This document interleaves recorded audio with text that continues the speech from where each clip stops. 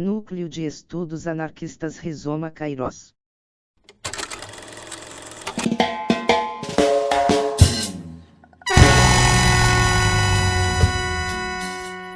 Anarquia e Violência, de Enrico Malatesta, 1894. Desde suas primeiras manifestações, os anarquistas têm sido quase unânimes quanto à necessidade do recurso à força física para transformar a sociedade existente. E, enquanto os demais partidos autodenominados revolucionários foram avançando aos tropeços para o pântano parlamentar, a ideia anarquista se identificou, de algum modo, com a insurreição armada e a revolução violenta. Mas, talvez, não houve explicações suficientes quanto ao tipo e ao grau de violência a empregar. E aqui, como em muitos outros casos, os sentimentos foram vagos e muito distintos sobre o nosso nome em comum. De fato, as numerosas atrocidades que têm sido ultimamente perpetradas por anarquistas e em nome da anarquia trouxeram à luz do dia profundas diferenças que antes haviam sido ignoradas ou escassamente previstas. Alguns companheiros, enjoados da atrocidade e da inutilidade de certos atos destes, se declararam em oposição a toda violência a que for, exceto em casos de defesa pessoal contra ataques diretos e imediatos, o que, na minha opinião, significaria a renúncia a toda iniciativa revolucionária e a reserva de nossos golpes para os insignificantes e muitas vezes involuntários agentes do governamento, deixando em paz os organizadores do governo e os principais beneficiados pelo governo e a exploração capitalista. Outros companheiros, pelo contrário, conduzidos pela excitação da luta, azedos pela infâmia da classe dominante e seguramente influenciados pelo que restou da antiga ideia jacobina, que se infiltraram na educação política da geração presente, aceitaram precipitadamente todo e qualquer tipo de violência, sempre e quando for cometida em nome da anarquia, e declararam menos que o direito à vida e à morte àqueles que não são anarquistas, ou aqueles que não são anarquistas exatamente de acordo ao seu modelo. E a massa do público, ignorando essas polêmicas e enganadas pela imprensa capitalista, enxergam na anarquia nada mais que bombas e adagas, e habitualmente consideram os anarquistas como feras selvagens sedentas de sangue e ruína. É, portanto, necessário que nos expliquemos com muita claridade em relação a esta questão da violência, e que cada um de nós assuma uma posição em concordância. Necessário tanto aos interesses das relações de cooperação prática que possam existir entre aqueles que professam o anarquismo, assim como também aos interesses da propaganda geral e a nossa relação com o público.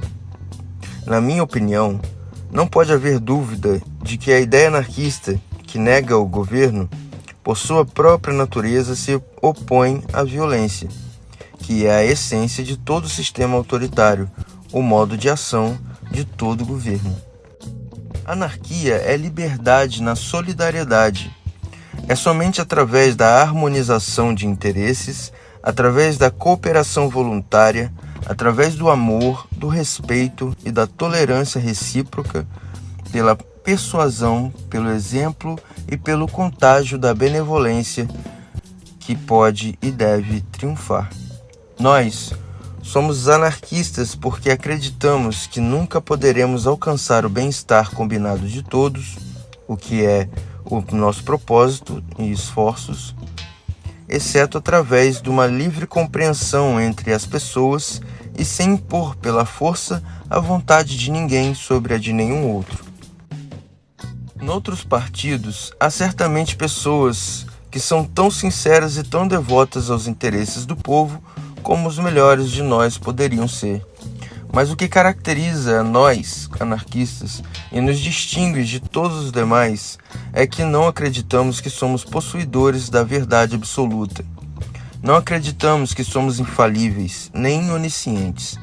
a qual é a pretensão implícita de todos os legisladores e candidatos políticos que for.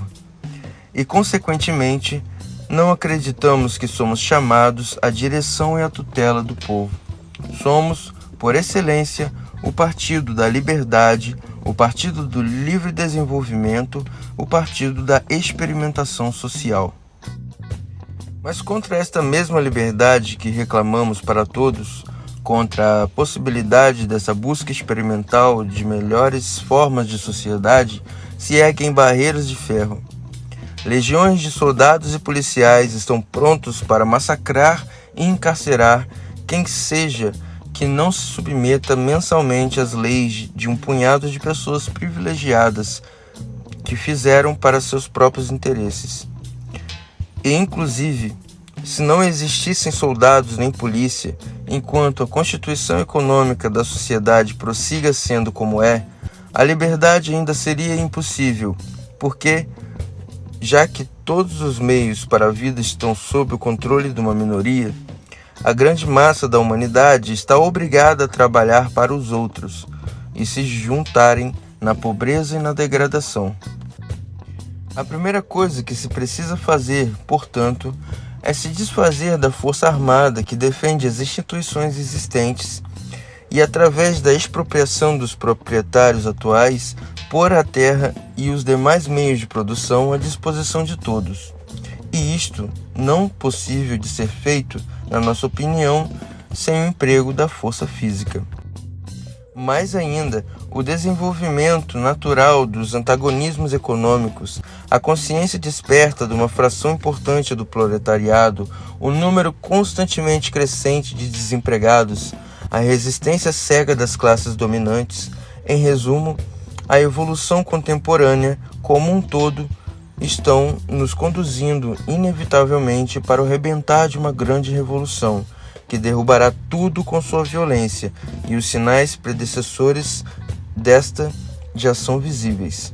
Esta revolução ocorrerá com ou sem nós, e a existência de um partido revolucionário, consciente do fim a alcançar, servirá para dar uma direção à violência e para moderar seus excessos através da influência de um ideal nobre. É assim que somos revolucionários. Neste sentido, e dentro destes limites, a violência não é uma contradição com os princípios anarquistas, dado que não resulta de nossa livre escolha, mas que nos é imposta pela necessidade na defesa de direitos humanos sem reconhecer, que são impedidos pela força bruta. Repito, como anarquistas, não podemos e não desejamos empregar a violência, exceto em nossa defesa e na dos demais contra a opressão. Mas reclamamos esse direito à defesa, completo, real e eficaz. Isto é, queremos ser capazes de chegar através do instrumento material que nos fere e atacar a mão que sustenta o instrumento e a cabeça que a controla. E queremos escolher nossa própria hora e campo de batalha, de modo a atacar o inimigo sob condições mais favoráveis possível, quer quando já está nos atacando e provocando, quer quando dorme e relaxa sua mão, contando com a submissão popular. Pois é um fato, a burguesia está em permanente estado de guerra contra o proletariado, pois nunca, nem por um momento, cessa de explorar este e de oprimi-lo. Infelizmente, entre os atos cometidos em nome da anarquia, houveram alguns que, ainda que carentes de características anarquistas, foram confundidos com outros atos de óbvia inspiração anarquista.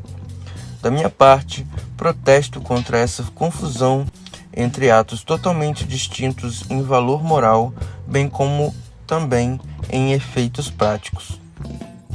Apesar da excomunhão e do insulto de certas pessoas, eu considero que é essencial discriminar entre o ato heróico de uma pessoa que conscientemente sacrifica sua vida por aquilo que acredita e fará bem, e o ato quase involuntário de algum infeliz, o qual foi reduzido pela sociedade ao desespero, ou o ato brutal de uma pessoa que foi descarrilhada pelo sofrimento e se contagiou dessa selvageria civilizada que rodeia a todos nós. Entre o ato inteligente de uma pessoa que, antes de agir, pondera o bem ou o mal provável que poderia resultar por sua causa, e o ato irreflexivo da pessoa que golpeia ao acaso. Entre o ato de quem se expõe ao perigo para poupar os seus semelhantes do sofrimento e o ato burguês de quem leva sofrimento a outros para benefício próprio. Entre o ato anarquista de quem seja destruir os obstáculos que se põem no caminho da reconstituição da sociedade sobre a base do livre acordo de todos, e o ato autoritário da pessoa que pretende castigar a multidão por sua estupidez, aterrorizá-la, o que torna ainda mais estúpida, para impor suas próprias ideias.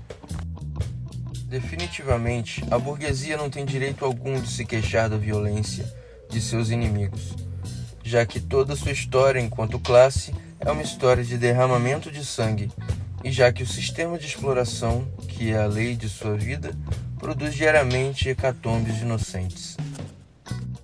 Definitivamente também não são os partidos políticos os que devem se queixar da violência, pois estes têm, e todos, as mãos vermelhas de sangue derramados desnecessariamente e completamente por seu próprio interesse.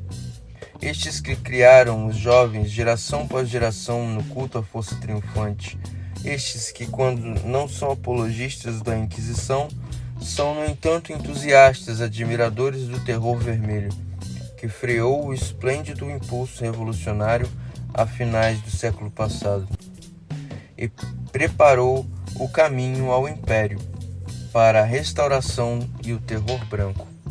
A aparente gentileza que ocorreu em certa parte da burguesia, agora que suas vidas e suas carteiras se veem ameaçadas, é, em nossa opinião, algo que absolutamente não se deve confiar.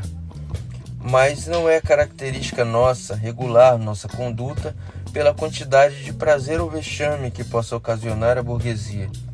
Devemos nos conduzir de acordo com os nossos princípios e o interesse de nossa causa, que, ao nosso parecer, é a causa de toda a humanidade.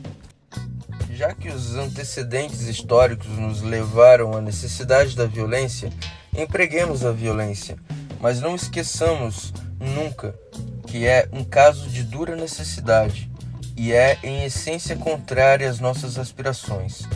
Não esqueçamos que toda a história testemunha este inquietante fato. Quando a resistência à opressão foi vitoriosa, gerou sempre nova opressão, e isso nos adverte de que deverá ser assim sempre, até romper para sempre com a sangrenta tradição do passado, e que a violência se limite tão somente a tais estrita necessidade. A violência gera violência, e o autoritarismo gera opressão e escravidão. As boas intenções dos indivíduos não podem de modo algum afetar essa sequência. Os fanáticos que dizem a si mesmos que levarão o povo pela força e a seu próprio modo, é sempre uma pessoa sincera, mas é um terrível agente da opressão e da reação. Robespierre, com horrível boa-fé e sua consciência pura e cruel, foi tão fatal para a Revolução como a ambição pessoal de Bonaparte. O fervor ardente de Torquemada pela salvação das almas causou muito mais dano à liberdade de pensamento e ao progresso da mente humana que o ceticismo e corrupção de Leão X e sua corte. As teorias, as declarações de princípio ou as magnânimas palavras nada podem fazer contra a filiação natural dos fatos. Muitos mártires morreram pela liberdade, muitas batalhas foram enfrentadas e ganhas em nome do bem-estar de toda a humanidade. E, no entanto, a liberdade foi, depois de tudo, significar nada mais que a ilimitada opressão e exploração dos pobres pelos ricos. A ideia anarquista não está mais assegurada contra a corrupção do que o ideal liberal provou não estar. Mas o começo da corrupção já poderia ser observado se notássemos o desprezo pelas massas que exibem certos anarquistas, sua intolerância e seu desejo de espalhar o terror ao seu redor. Anarquistas, salvemos a anarquia. A nossa doutrina é uma doutrina de amor. Não podemos e não devemos ser nem vingadores, nem distribuidores de justiça.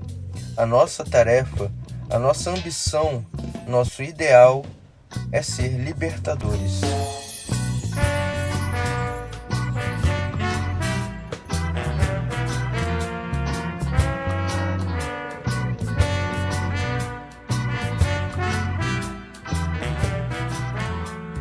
Núcleo de Estudos Anarquistas Rizoma Queiroz.